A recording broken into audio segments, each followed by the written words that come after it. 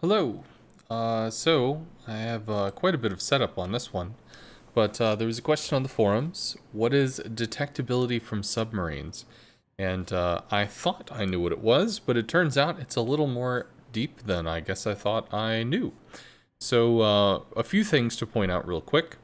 We do have a depth gauge, a picture of a depth gauge that we'll be using to reference, and I do have some colors just to help us with the referencing. Over here, I have a little screen capture from a Belau game, which is a Tier 10 American submarine, which we can see. First off, we're going to talk about the Belau just to look at what this screen is. So, detectability range by sea. This means that when it is on the surface, what is the surface? It is this green patch right here. However, we're going to explain a little more about that. Is 5.9. So at the very, very top of this line, it is 5.9. However, at this line right here, it's roughly about 4.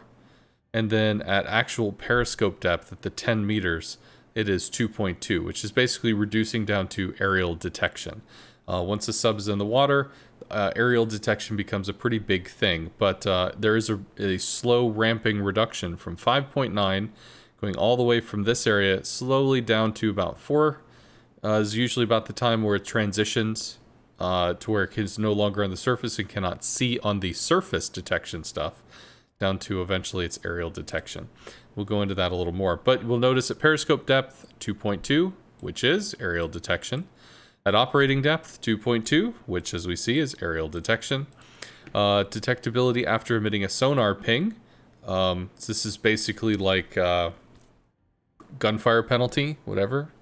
Within smoke, 2 kilometers assured detection range, etc. So, big thing is, spotting range here is our visual, what we can actually see.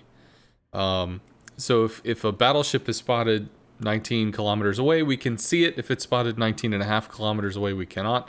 That is our visual range. This actually reduces as we go further down into the water, but really once we get to periscope depth, it only goes down to about 17 kilometers, and it starts to reduce from this 34 meters down to maximum depth, and once we get to 50 is where it's down to 0. So it goes from basically 16 linearly, kind of drops until we get to 50, which is where there is 0. But as soon as you cross this maximum depth line, there is no vision. Okay, so now that we've kind of discussed what the Belau has and its quote-unquote the capabilities of the sub, we're going to go just over here and glance once more at our little chart here. So the depth gauge, the very tippity top is going to be the surface.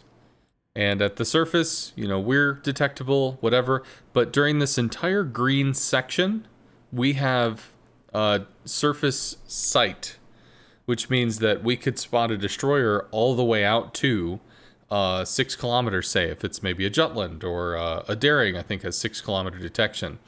All the way down to this line right here, which is where we officially enter into periscope depth. So all of this line is technically surface depth, even though some of it is not on the surface, it's below the surface. Nonetheless, for the purposes of understanding, it is surface.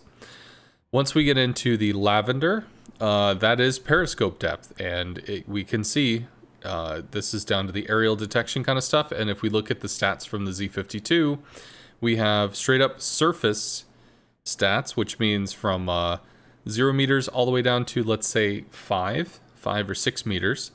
The sub would be detecting an enemy ship out to, or see a Z52 out to 6.1 kilometers.